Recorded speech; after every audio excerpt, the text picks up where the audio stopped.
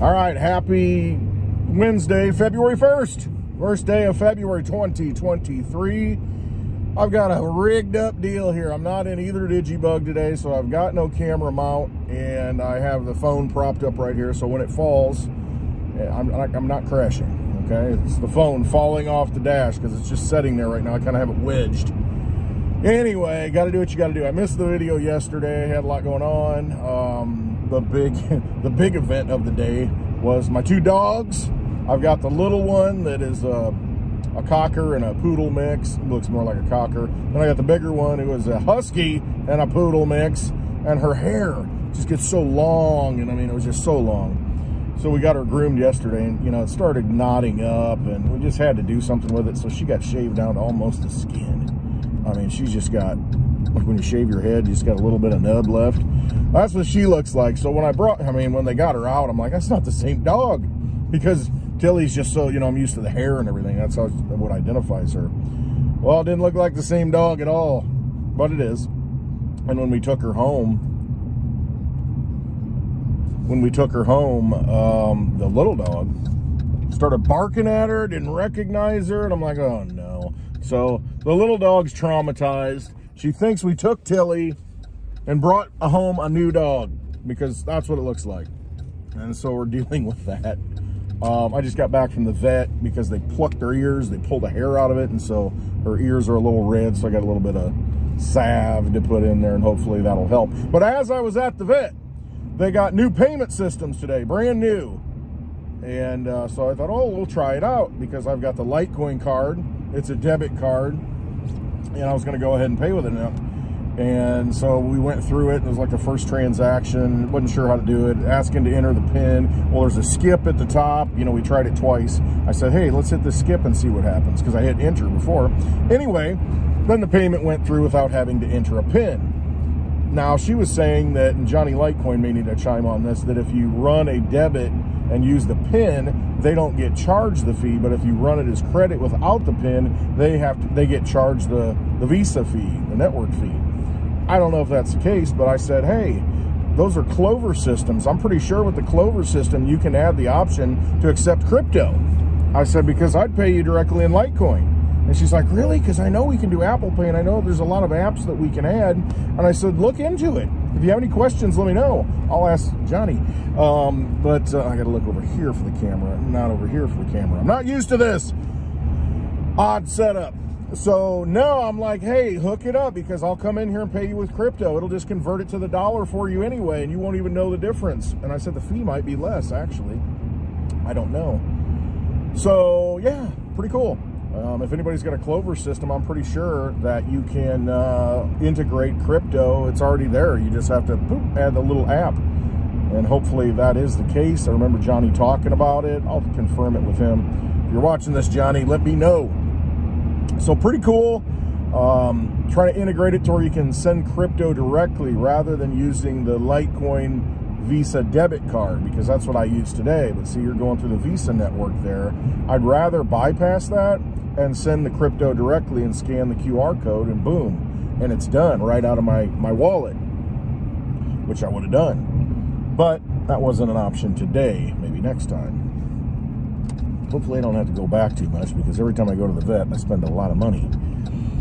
So I spent some Litecoin today. Anyway, the Visa, the Litecoin debit card, I noticed now you can get it in Europe. And I don't know if there's a monthly fee. Initially, there was a $5 a month fee if you didn't spend $750 in transactions on it. They've dropped that in America. I'm not sure how it is in the other places. But it's pretty handy, because you can put your Litecoin on there. I wouldn't suggest putting a lot on there, but maybe put like one Litecoin on there. And, you know, it goes up to $100 or something. And you figure, well, I'm going to go pay for some dog stuff.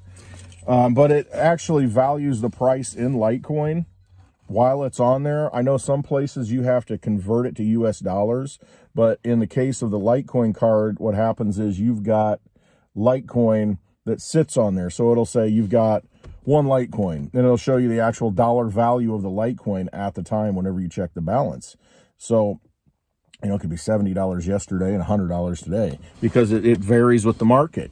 And so that's a unique feature of it, which is kind of nice because, you know, leading up into the halving around June, Litecoin's probably gonna go up quite a bit. So if you put one Litecoin in there, and heck, it could be $250 in June.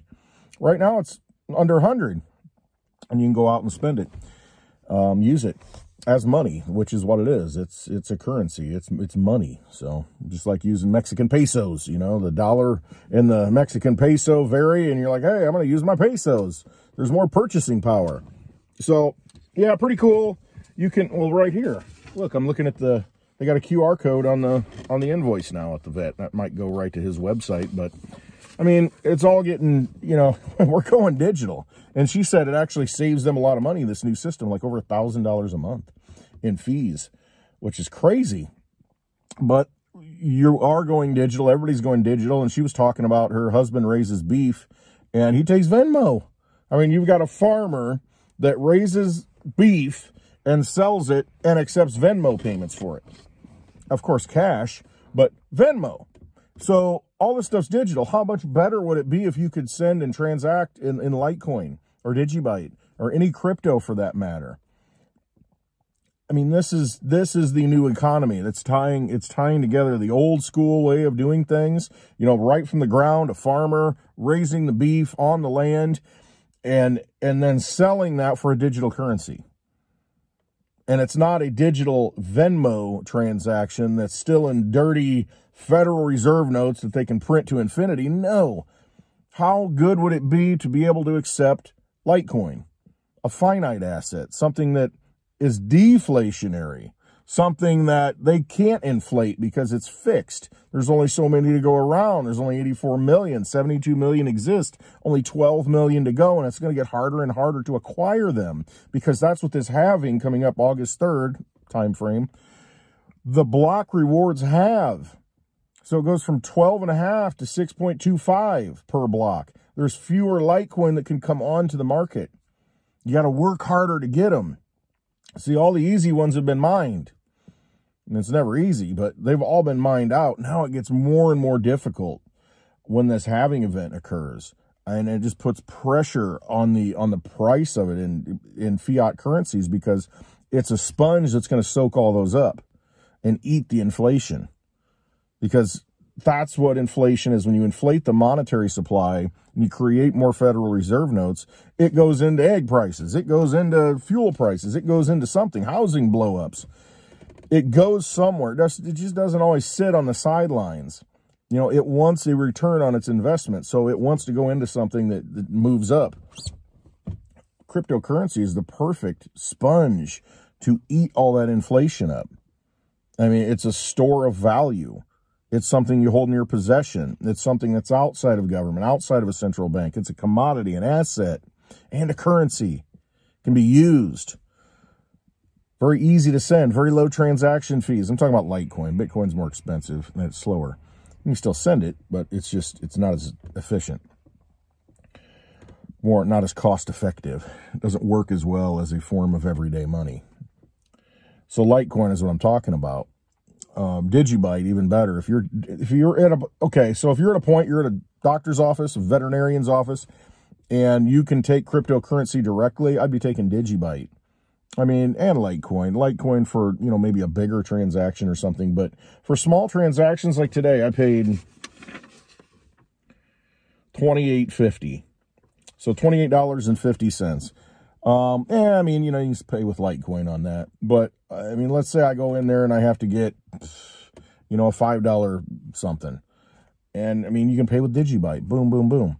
It's 15-second blocks, very fast, very quick. You can take that directly. And so, you know, you're not, if a payment processor takes it, that's one thing, they handle it. But if you're paying directly, you know, the Litecoin transaction usually shows up on the network. It's just not confirmed in the blocks yet. It'll show that, hey, the payment's been sent. But it takes 2.5 minutes per block approximately. You know, and so once it gets into a block or two, it's pretty much done. You can't reverse it. There's no way to scam it. And it's very unlikely anyway. But with DigiByte, you know, it's 15 seconds. So you can go, boom, wait 15 seconds. Oh, confirmed. Okay, I got 2 confirmations, 3. I'm good. And not that anybody would do that because it's just, you know, wait for confirmations unless it's a huge purchase. You know, you're buying a home or something. It's like, let's wait. But, you know, you're waiting anyway in those things. You're waiting for a wire to come in. I've sat buying a house and waiting for the wire to get transferred, like making phone calls. Hey, is the wire there yet? No, not yet. And we're sitting there. Everybody's waiting. Signed, papers are signed, just waiting for the money to show up. Did the wire make it yet? See, you could have went, bink, sent Bitcoin. Okay, 10-minute transactions. Now make sure you send enough transaction fee. Otherwise, you'll be waiting a half a day. But you send enough transaction fee, it gets into the network, you know, 10-minute blocks. Boom, 1, 2, confirmations. We're fine. Litecoin, 2.5-minute confirmations. It's like, okay, we can wait a couple 2.5 minutes for a confirmation block or 5 minutes for 2. Not a big deal. But when you're on the phone, half an hour later, you're like, did that wire come in yet? Hey, you guys want some water or soda while you wait? At the lawyer's office. And it's like, I want the key to the house. Just bought the house. I'm going to go. I mean, we got all this done, right? What's going on? And at some point, that'll probably all be done with smart contracts anyway, which makes me think, you know, that's right. The Litecoin computer, you can now do smart contracts on Litecoin, and there's a method to do that. I mean, that's why you got to get on Twitter. All this information's out there. I mean, someone has developed tools, a toolkit to be able to write smart contracts, and I believe you can do it in JavaScript, to where you had to use Solidity for Ethereum. But you know how many JavaScript programmers there are out there? That is a game changer. To be able to have smart contracts on the Litecoin blockchain, arguably the best blockchain out there. It's been running over 11 years nonstop, never had an issue, never had any downtime. I mean, if you're going to put a smart contract on something, that's a pretty reliable source, pretty reliable platform to put it on. So now you have that ability to do that, and you can write it in JavaScript. My understanding is that. That's amazing. If that is truly the case, that is amazing. JavaScript's not that hard of a language. A lot of people use it. A lot of people have used it. I've used it. You know what I mean? You know, doing web pages. You know, I'm not an expert at all this stuff. You know, I hack my way through it. Copy and paste and tweak. So I'm not a big developer, but, you know, I've used it, and it's, you can do that. And a lot of people have that ability to do that. So that's a big deal. You can write smart contracts on Litecoin. You've got privacy, MWeb, Mimblewimble, to where it's just like sending digital cash that nobody sees the handover. It just shows up. I mean, there's a lot of good things for Litecoin, and Bell of the Spring Ball. We'll finally get that data fulfilled in Cliff High's language this spring, I think. The Bell of the Spring Ball, Litecoin. Too many good things underpinning it at the perfect time, leading into the halving event in August. I think we're going to see a big run up into June. Maybe before. We'll see. It's you see it moving, though. You see it propelling. You see Litecoin starting to amp up here. And rockets are ready to fire. Anyway, I don't want to pump it too hard. You know, my prediction, you know, just based on the last 2 halving cycles, is $240 Litecoin in June. And I put June 17th on it. June 17th, $240 Litecoin. Probably going to be more than that, but I'm staying conservative. And it looks to be on pace for that, unless something really blows up and we get a giant green candle. But it looks like it can pace up to that point. And that would be a rational thing to happen, I think, given history and given what I'm seeing. So anyway, there's that. I want to get into the AI stuff a little bit, but I might save that for tomorrow. Artificial intelligence and what effect that has, and, you know, how dangerous really is it. Yeah, I think I'll talk about that tomorrow. Gone long enough. I don't have the right camera angle. All right. So Litecoin, look into it if you haven't. It is a great payment rail, a great payment coin, integrated into a lot of different places to where you can spend it, native in the apps, in the payment processor. It's you can use a Litecoin card to pay. I mean, there's multiple ways to do it. It's very liquid. It's on every Bitcoin ATM out there. It's on every exchange. It's very easy to get in, very easy to get out. It's sound money for the digital age. Litecoin. Look into it. All right, love you all. Madness surrounds us. Craziness surrounds us. Don't go crazy. Don't feed into it. Don't allow yourself to get sucked into the narrative. Don't let them alter your thinking. The most important thing right now, I think, is to look inward, to look for that calm, that peace, that discernment, that your spiritual knowledge that you were born with. Look into that, connect with it, and trust yourself.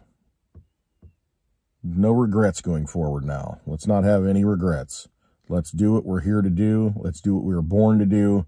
Let's understand who we are, reconnect with ourselves, what our mission is here at this time, why we chose to come here, and believe it. And trust yourself, because you know why you're here. You're here to do great things. You're here to change the world. You chose to do that. All right? Always trust yourself. All right. Love you all. Hope you have a wonderful Wednesday. Westwood, Wambling Wednesday. And I'll be back in the DigiBug tomorrow. I should be. And then I'll have the camera mount correct, and we should be good to go. So I love you all. Thanks for watching. Always trust yourselves. Always.